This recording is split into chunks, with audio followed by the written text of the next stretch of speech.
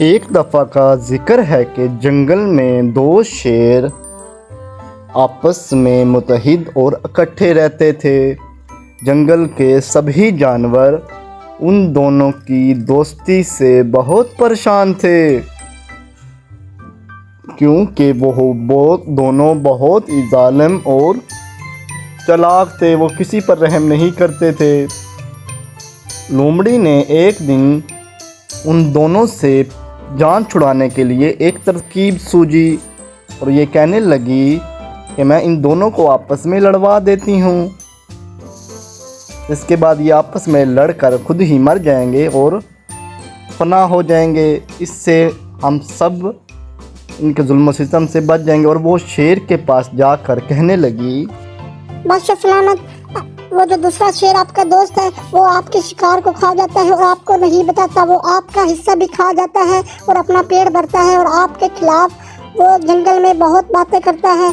अगर आपने उसको नहीं समझाया तो आप का वजूद खतरे में पड़ जाएगा। उसकी बात सुनकर शेर बड़बड़ा उठा। इसके बाद लोमड़ी दूसरे शेर के पास गई और उससे कहने लगी, सरताज, आपने पहले वाले अपने दूसरे शेर से जो आपका दोस्त है उसकी बात सुनी है। वो जंगल में आपका शिकार खा जाता है और आपके खिलाफ एक मुहिम चला रहा है जिसमें वो आपको ख़त्म कर देगा। ये शेर भी उसकी बात सुनकर बड़बड़ा उठा। लोमड़ी की आग लगाने के बाद दोनों शेर आपस में आमने सामने आ गए और एक दूसरे से लड़ाई झगड़ा करने लगे। एक शेर दूसरे शेर को कहने लगा कि तुमने मुझे धोखा दिया है, तुम मेरा शिकार खा जाते हो और मुझे बताते भी नहीं हो और जंगल में मेरे खिलाफ मुहिम चला रहे हो।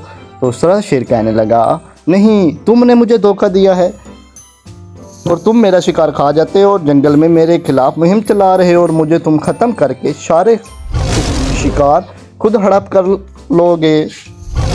ऐसे ही बातों बातों में वो दोनों आपस में लड़ाई पर उतर आए और एक दूसरे को मारने के लिए आपस में चल दौड़े।